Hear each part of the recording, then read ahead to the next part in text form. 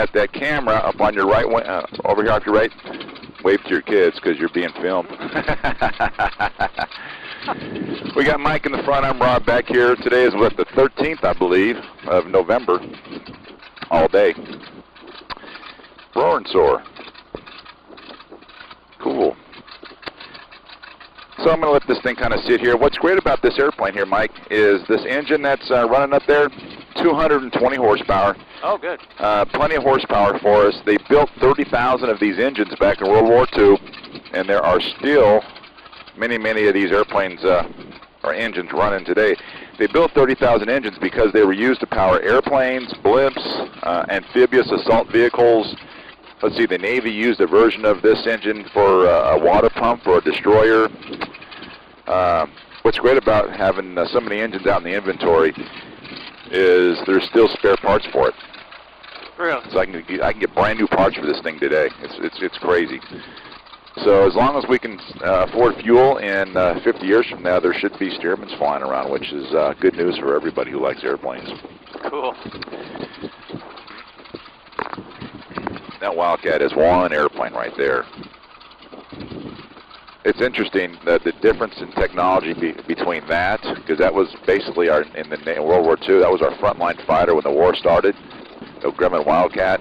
Oh, yeah. And then you look at a F4U Corsair, which came on the scene a couple of years later, and you're like, wow, what a difference between this, because basically this thing's pretty slow. You know, Corsair is going to go upwards of 450 miles an hour. This thing is down around 300. Oh, yeah.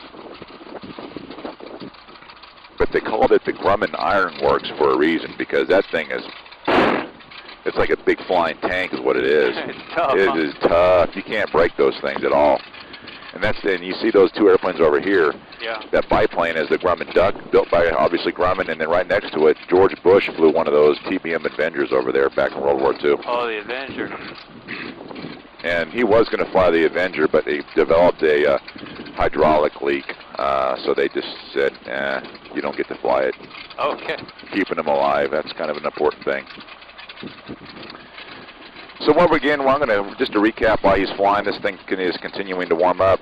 As far as our warming up procedure, you can see our oil temperature gauge on the bottom right. You see right now it's pointing to about, 23 degrees or so? Yep. 30 degrees is what we're looking for. Okay. So it won't take long. By the time he's on the ground, it should be up around that. Let's go ahead and try to knock out some of our pre-takeoff checklist while we're waiting for the Wildcat to land. Go ahead and put your feet on the rudder pedals down there and grab the stick. Yeah, I still got this lock here. It's that's right, you do. Let me get rid of that now. Go ahead and do that. All right, got it. Now here's the deal. We're going to use the word CIGAR as an acronym to do our pre-takeoff checklist. If you brought a checklist with you, look around the front cockpit, there's no place to really put a checklist, and so it'll be gone. So I use a mental checklist every time, and we use the word CIGAR as an acronym, so C-I-G-A-R. Okay. C is for control, so I want you to move the stick left to right, front to back, move the rudder pedals left to right, and you're checking for freedom of movement of the control system, make sure everything's working like it's supposed to, and you want to visually check that stuff as well. Does it feel okay? Mm-hmm. Looks like it's working. We'll call that good. The next letter in the word CIGAR is I, instruments. So let's make sure your instruments are identical to mine. So upper left-hand instrument, your altimeter, you'll see is set on 0. Mine is on 0. Yep. Airspeed is on 0. That little black ball there is just about dead set right in the middle. Upper right-hand instrument is your vertical speed. That's 0 or a little below the 0. Bottom left is your tachometer, kind of banging around at about 500 RPM or so. And oil pressure and oil temperature, they're within the, we checked those already. We're in the green on the oil pressure. Oil temperature is 24, 25 now. So we're looking good there. They're identical. G is for gasoline, right above your head on the upper wing. Look straight ahead and up. Straight ahead. Okay. See that little glass tube right there? You see that little bobber? Yeah. That's our fuel level. So we have 2 hours and 45 minutes of fuel. So we can maybe almost get to Georgia. And with the way the wind's blowing, yeah, we could get to Georgia on that amount of fuel. So we have plenty of fuel for our flight here today. The mixture control is all the way forward inside the cockpit on the left-hand side. And the fuel is on. Everything. Oh, yeah.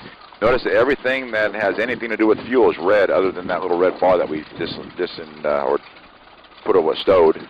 That's our red for safety. And then we have A for accessories, elevator trim tab. I'm going to set that. The last letter we have is R, and that stands for run-up. That's when we check our magnetos. And we're going to do that once Kermit gets on the ground. Now, the engine is, the spark for the spark plugs is developed by the magnetos, which are engine-driven. So in case we lose the electrical system, it's not a big deal. The engine will continue to run, so in that respect, it's not like a car engine. Okay. Looks like the Wildcat's kind of going slower there, and it's interesting. You can look, and the landing gear on that airplane, it's so old that the landing gear is retractable. But Yeah. to get it to come up, there's a crank in the cockpit, and it turns bicycle chains, big Okay. thick bicycle chains, and you have to crank the gear up and down. Oh boy. Yeah, 19 cranks gets the gear up and down. Huh. Crazy. I mean, really, you think about it, wow, really. So basically, the airplane at this point is good to go, and Kermit is taxiing on in now, or actually getting ready to land. Mike, where are you from? Orlando. Okay. I knew you had to be local since your whole family's flown this airplane. Like, obviously, they recommend it, huh? Yeah, my dad's in the same neighborhood, and my brother's in Tampa. Nice. And our oil temperature is 25. We're going to taxi down to the end of our runway real quick, and then we'll depart from that direction there. I'm looking at our windsock here ahead of us, and it looks like the wind is blowing directly across the runway, so we could possibly take off that way since it really doesn't matter, and we'll come back in this way. Okay. They have some procedure here because of the, obviously, of the show that's going on today. Got to stay away from these kites on the runway. Yep. And the Wildcat is now on the ground. It's kind of a tough airplane to land. You can look at it and see how narrow the landing gear is. Oh, so it'll teeter? Yeah. I mean, the narrower the landing gear, the more the more unstable it is on the ground as far as going straight. I bet. And wow. So if you look at the Mustangs over here off your right, Yeah. it's got a really wide gear. So the Yeah. wide gear it's obviously got to be a lot easier to land. That's the plane right there. He let Right. you fly that yet? No. No. I don't know if I want to fly that. If I was to wreck that, I'd be his indentured servitude for the rest of my life. I can't pay $2 million to buy it. So This is true. When does he usually fly that? What time during the day? And he's going to fly both of those. He's going to fly the red one in an hour, so you'll see that fly, and then he's going to fly the blue one at 3. Very cool. That's the All right. star of the show right there. Yeah, the P-51. That's cool. I'm going to add a little power here. So just have your feet on the floorboards here for me. Got it. He's down, and I'll move this thing on the other side. Guess what? The boss is waiting for us. That's awfully nice. That is awful. He's a heck of a guy. What a guy.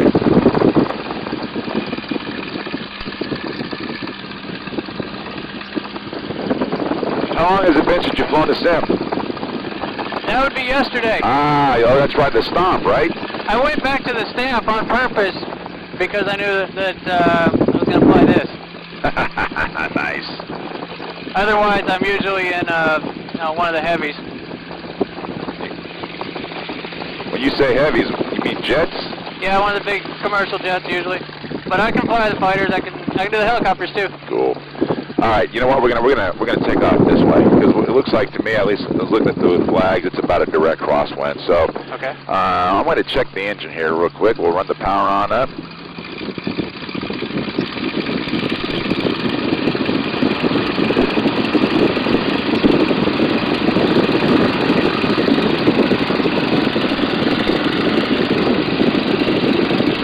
Sounds good to me. Sure does. Running good. All right, so here's what the drill is going to be here today. I'm going to do the takeoff and the landing myself, but once we get to the end of our runway, we should be at about 150 feet or so, and what we'll do is I'm going to have you come on the controls with me at that point. Okay. All we're going to do one turn to the left together, then one turn to the right together, and then I'm going to give you the airplane. The only way to learn how to fly this thing is to fly it, not really to talk about it. But I can tell you this, the horizon is the biggest thing that you're going to be using on your flight today to figure out what this thing is doing, so you don't really want to stare at the instruments. And the other thing is when you grab that stick, just have a really loose grip on it, because if you have a death grip on it, which is kind of normal for people when they fly this thing for the first time, after about 10 minutes, your hands will cramp. So most people don't fly as good with their left hand as they do with their right. All right. Let this thing warm up just a little bit more.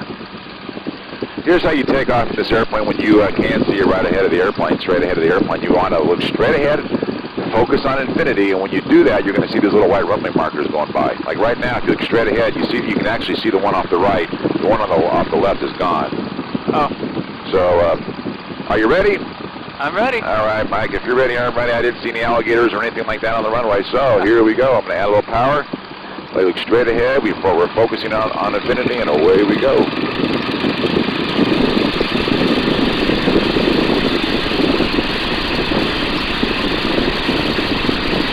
That's full power right there. The tail starts coming off the ground. The airplane's ready to fly, so we're going to gently bring the nose on up, and off we go. So it takes about the length of a football field, and I'm looking at you in that mirror on the upper wing. You're already smiling. Cool.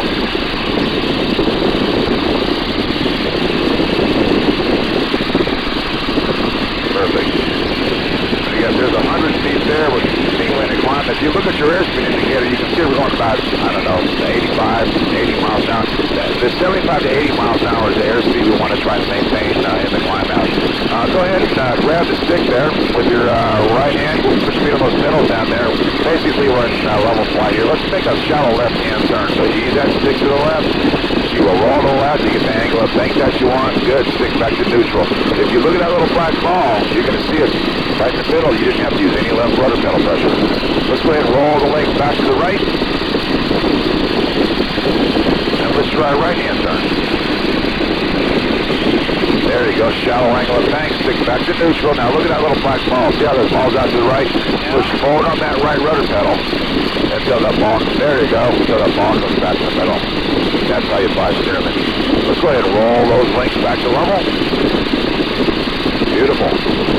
It is my hope, and I think it is going to happen. The higher we go, the calmer it will become. So let's make a 180-degree turn to the left. We're going to go out to our northwestern quadrant and fly out that direction. So let's make a left-hand turn. And let's continue our climb on up to, we're going to go up to 1,500 feet today. We don't want anything too steep quite yet. We're still low to the ground, so bring that nose up a little bit. Remember, now you lose a little bit of lift in a turn. Bring the nose up a little bit more. There you go. Mike, just so you know, if you were to look on the mirror above you, you got it, okay? I let go about a minute ago. Oh, okay. I'm sorry, I didn't tell you. That's why that one didn't feel so professional. Now you see there's a red light tower off our left wing with a little flashing beacon on the top. Do you see that over there? Yep. Let's make a left-hand turn. Let's head over that direction there. Right to it? Let's go. Right now we're at 600 feet. Let's go a little bit to the right of it. So let's go, not that one, right over here. Oh. So make a left-hand turn. We'll head on that way.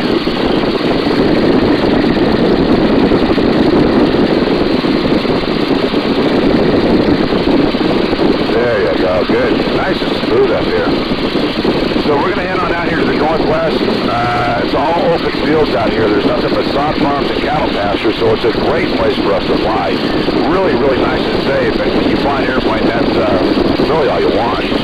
Now, bring the nose up a little bit more. We're going about 95, so if you get the airplane going about 75 to 80, it should climb at about 400 feet per minute rate of climb. And now we have a little bit of a tailwind, so we're going to be going a little faster now as far as our ground speed. We'll get out here to our practice area just a little quicker. Now, a lot of the maneuvers that we're going to be doing today are called ground reference maneuvers. And what that means is just by looking over the side of the airplane, you can see which direction we're going. Okay, now right ahead of you, you can't see it quite yet. Go ahead and bring that nose up a little bit more. Let's keep on climbing. there's a little road down here. You're going to see it here shortly. It's a north-south road. So what I'm going to want you to do is fly right over the top of the road, make a right-hand turn, and follow that road out to the north. You see it now off your right?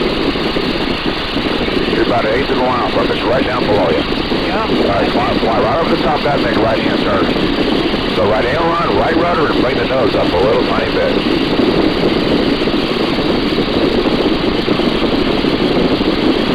Perfect. We'll roll the wings back to level here. Bring that nose up some more. Let's keep on climbing. Come on back on the tip.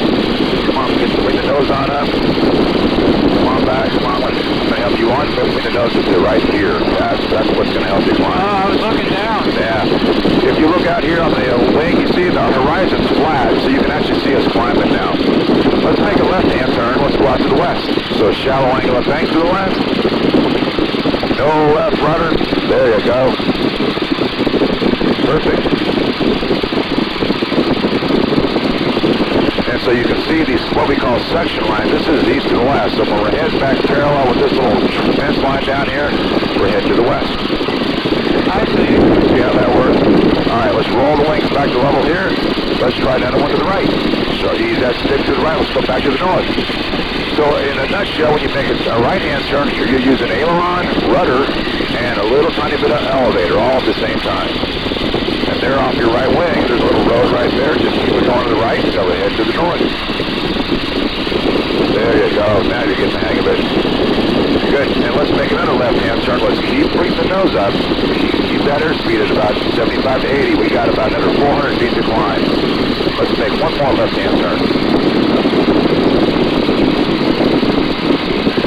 There you go. This is a really nice section line right here, Mike. If you look right here, that's pretty prevalent right there. It's east and west. So just keep the turn going until we're heading on out here to the west. There you go. And bring that nose up just a little bit more. We got about another 300 feet to go.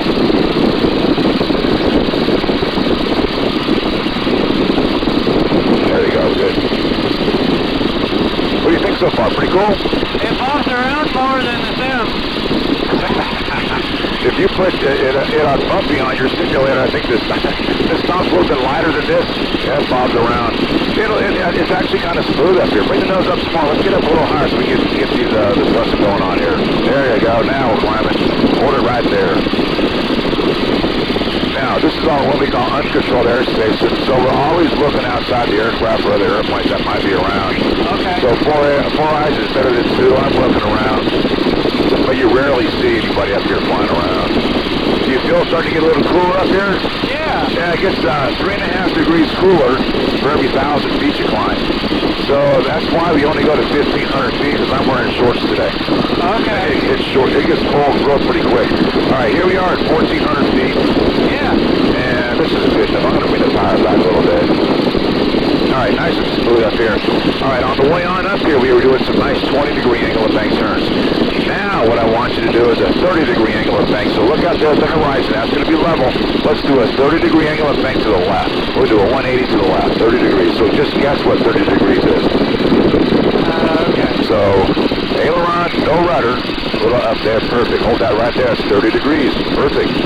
Now, you're going to say, well, how do I know what 180 degrees is? Well, that's why I showed you these little section lines.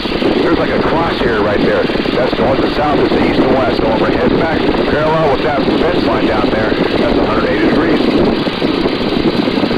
Makes sense. Perfect.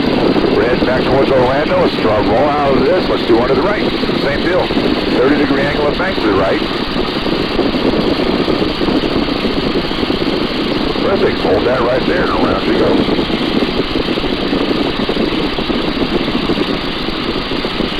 Mike, how you feeling? You feeling good? I'm feeling good.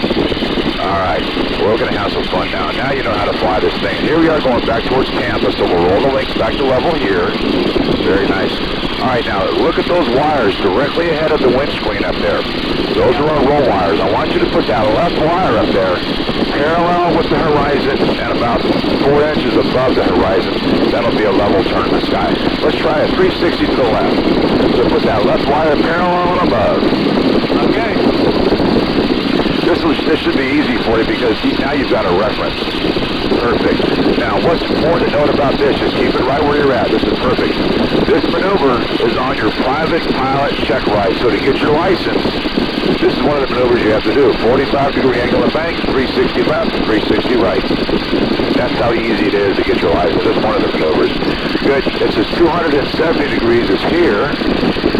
There's your little line right down below you. So when we head back towards Tampa, we'll roll the wings back to level. Good. Let's try one to the right.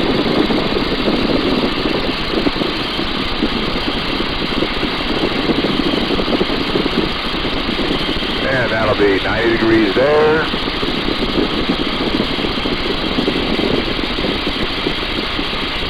.270 degrees is there. You're doing great. Your vertical speed indicator says 0. That's your upper right-hand instrument. Perfect. This passes on your check ride if you got your license today. 270 right there. 360 right here. We'll roll it on out. You are now the king of the turn. Nice job. What do you think so far? Does this thing fly like you thought it was going to fly? Is it better? Is it worse? Close. I don't feel G-forces in the stem. Oh, you're going to feel them here in this next maneuver we're going to do. I'm going to challenge you. You're doing such a good job. Let's go back to the left. Put that left wire parallel with the horizon once again. All right. As we know, that's 45. Now let's go a little steeper to the left. A little steeper. A little steeper. That's 50. Let's go 60. A little steeper to the left. There you go. Now look over your left shoulder. That's the ground. Right there. 270 degrees is there. 360's here. Good. All right. You're doing a super job. I'm looking around the sky. I don't see anybody up here at all. So what we're going to do here now is a lazy 8. Here's the key on the lazy 8. We initiate a really shallow angle of bank turn. The shallower you start with to a point, the better the maneuver will be. Okay? So I'm going to come on the controls with you. We're going to do one of these to the left together. I'll teach you how to do it. So here's the key. Shallow angle of bank, 10 degrees right there. That's all the angle of bank we're looking for. We're going to bring the nose on up. Freeze the stick. Don't move the stick. Don't move your feet. Let the airplane do this for you. Look over your left shoulder. That's the ground. Notice we haven't moved anything. The airplane speeds on up, going downhill. All we have to do is roll it to the right, bring the nose on up, and you're going the other direction. So basically what it is a 180-degree turn with a little bit of pitch and fall. That's all it is. All right, you got it. Shores. Let's have you do one of those to the left by yourself. So remember, we start off with a shallow angle of bank to the left, and then bring that nose on up. There's your shallow angle. Come on back on the stick. Come on back. Come on back. Come on back. Come on back. Hold her there. Don't move a thing. Enjoy the view over your left shoulder. There's the ground. Downhill she comes.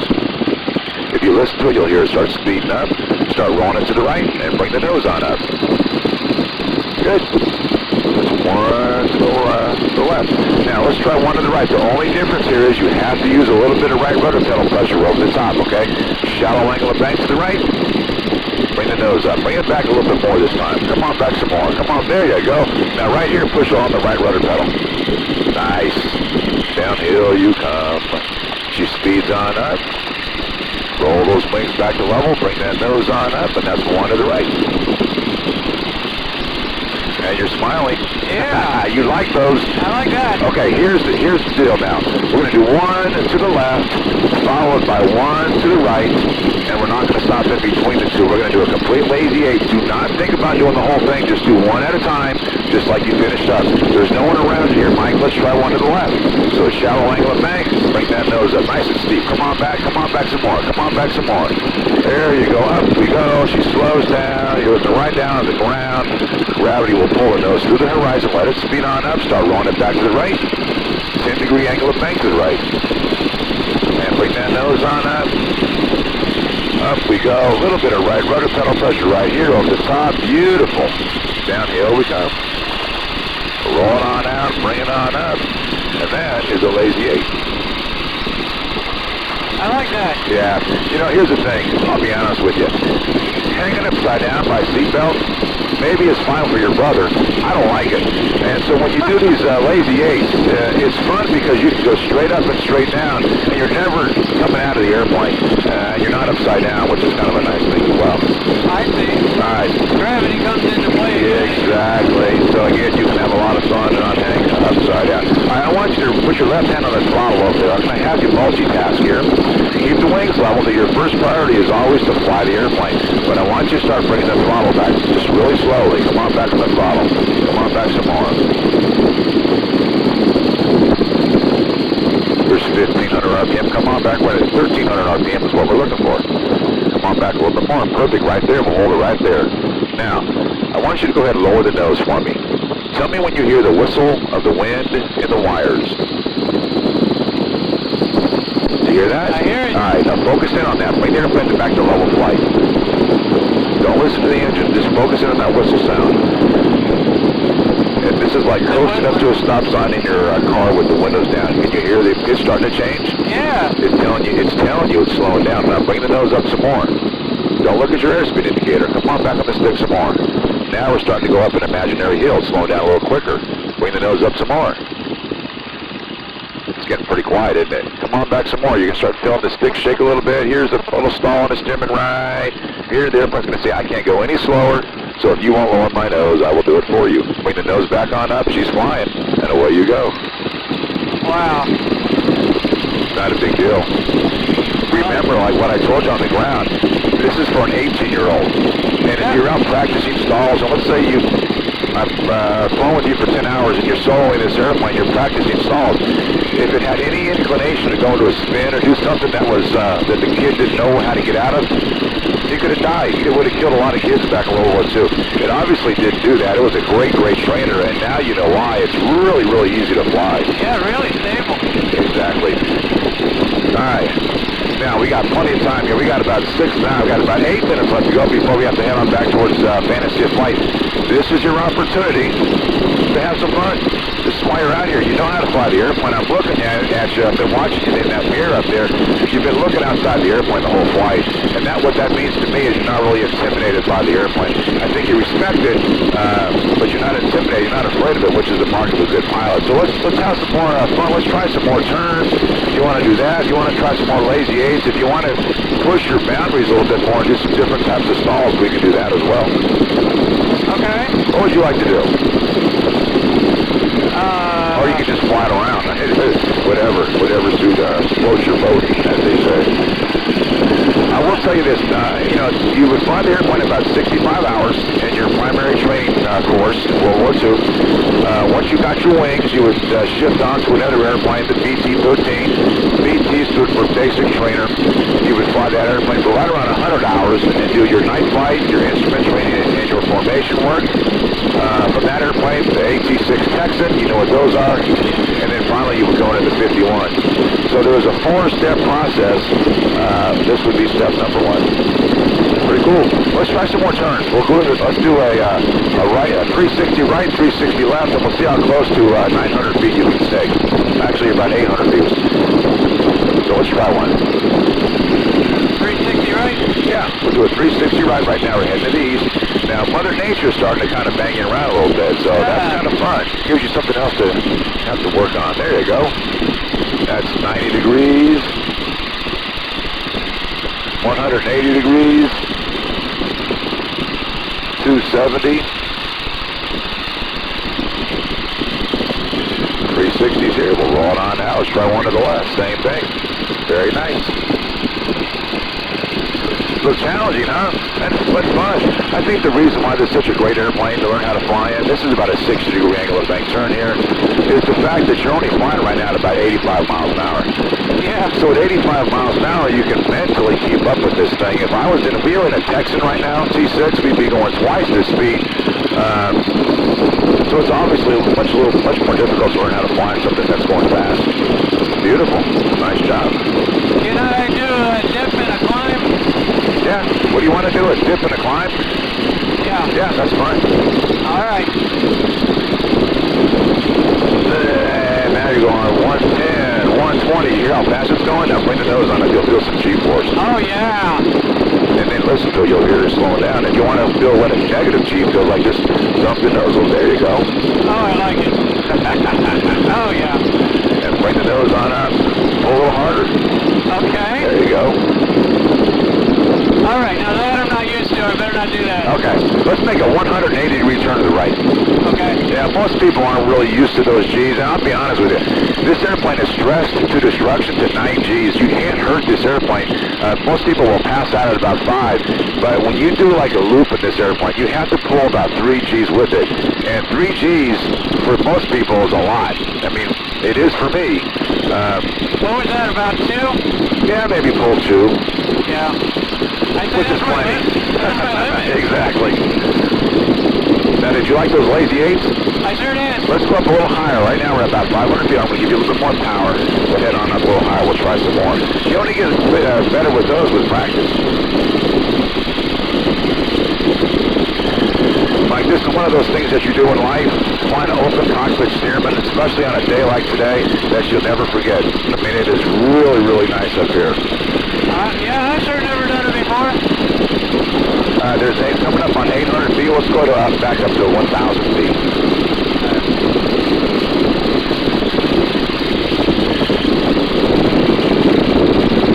Now, this airplane that you're flying today, the steerman was auctioned off in 1946 after World War II was over. No longer needed by the Navy. It was auctioned off for $310. Oh, my. And it went out to California and became a crop duster. You know, you can, if you had or you could beg, borrow, or steal a couple $1,000s back then. You could buy 10 airplanes and have a big old crop dusting operation. All right, here we are. We're level out here. We're back at 1,000. Let's try that or lazy 8. Let's go to the left. So shallow angle of bank to the left and bring that nose on up. Steep as you're comfortable with. Up we go. Very nice. This is why they call it lazy. Look over your left shoulder. Look how slow this thing is over the top. It's really, really nice. And downhill the airplane flies. We'll start rolling it on out to the right. Do the same thing to the right. Bring that nose on up. Hold that right there. Now push on that right rudder. Right rudder, right rudder, right rudder, right rudder. There you go. And then roll it on out, going downhill.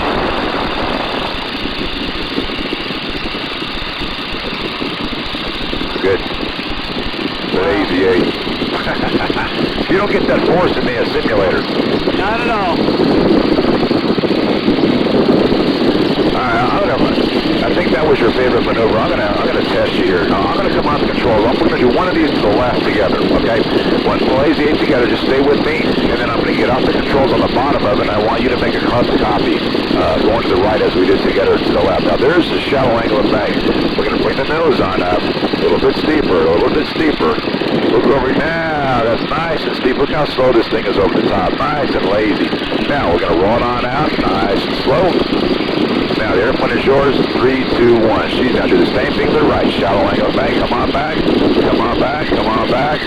Beautiful. This is your best one yet. A little bit of right rudder. Hold the stick right where it's at. And then let the nose fall. Downhill you come. Roll on out. Bring it on up. Beautiful. Nice. That's what I'm talking about right there. Oh, yeah. I see. Let's make a left-hand turn.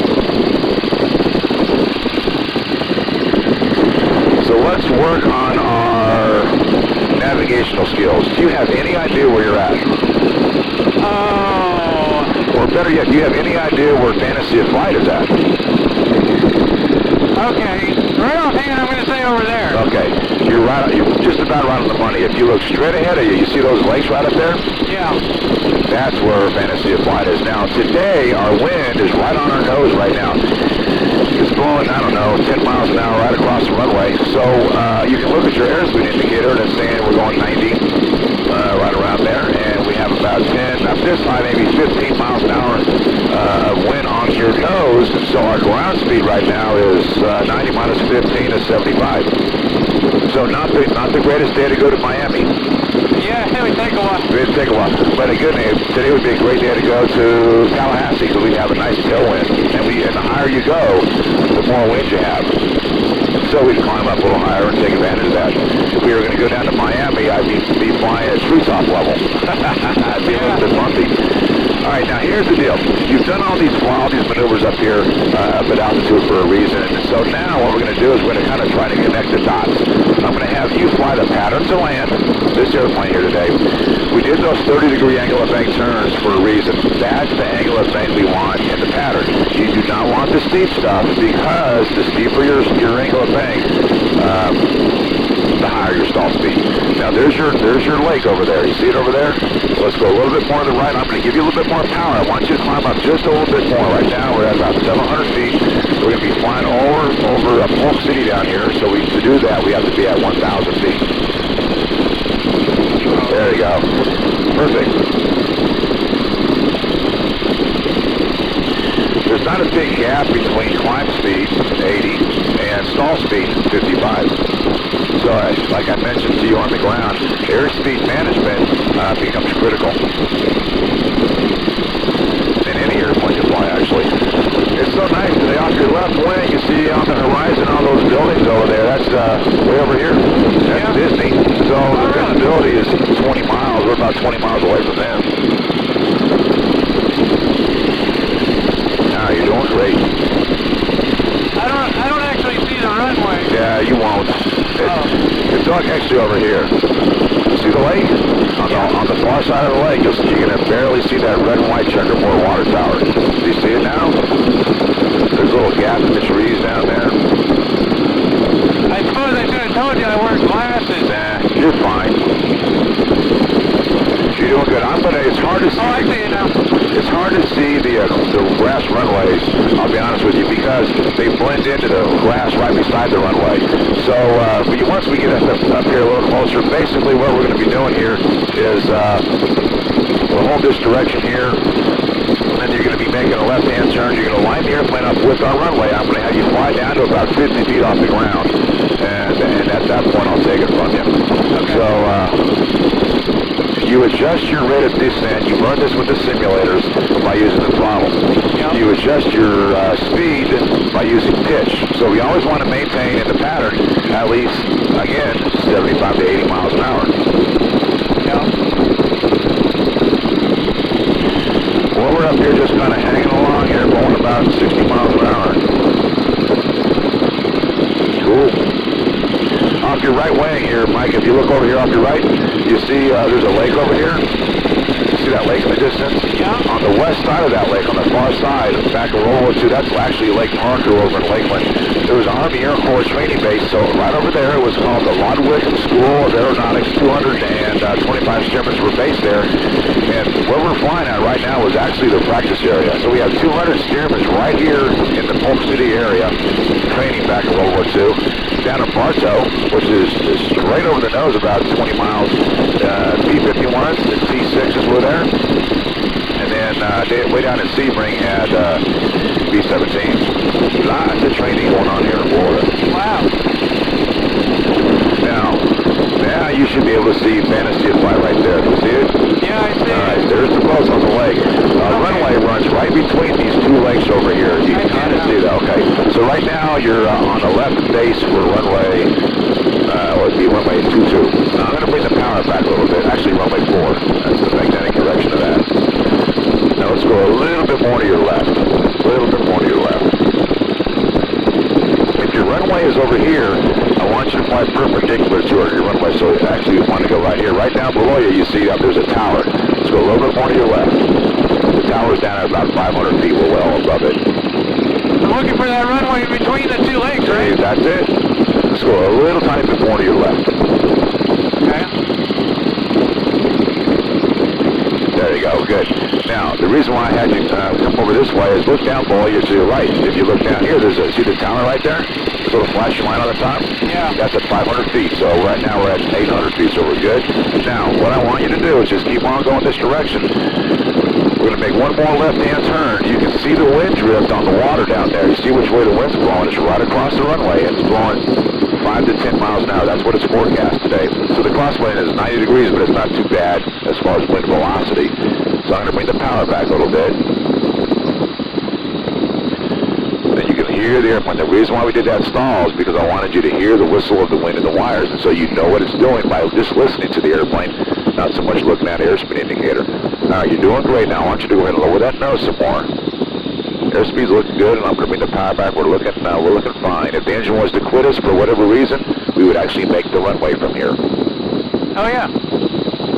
Or the lake. Or the lake. I think we can make that runway. Looking good. Now what's going to happen is when you make this left-hand turn, the wind is going to make you go to the left. Wind drift will. Yep. Oh yeah, we're drifting. Now, about 50 feet above the ground, I'm going to say, when I say I have the airplane, at that point I want you to just to put your feet back on the pedals there, or on the floorboards, off the pedals. Will do. And we're going to land right past those trees there.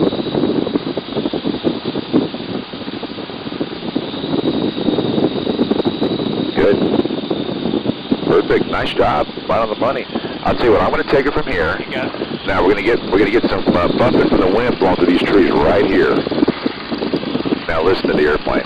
Now I chop the power, and we get clean air off the lake right here. Oh wow.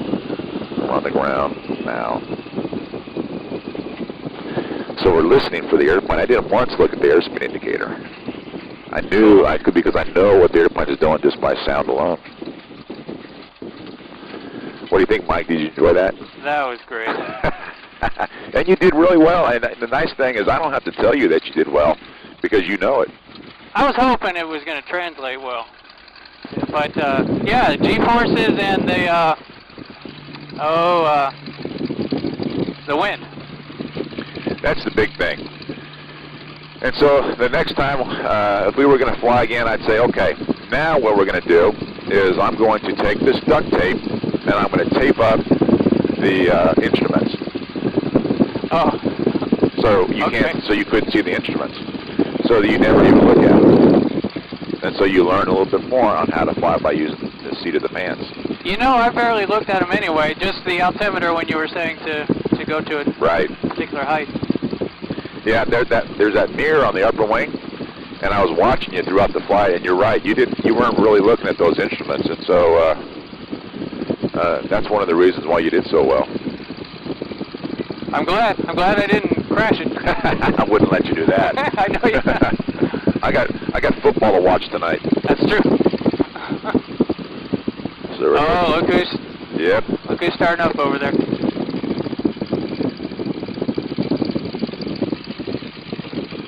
Come on in here. I'm gonna park this thing over in the grass.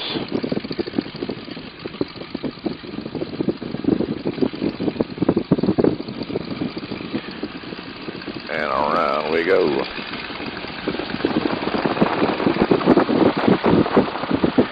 Alright, now watch your left leg down there. I'm going to put that little red bar back out. Got it. And everything is looking good. That completes your mission. Outstanding flight.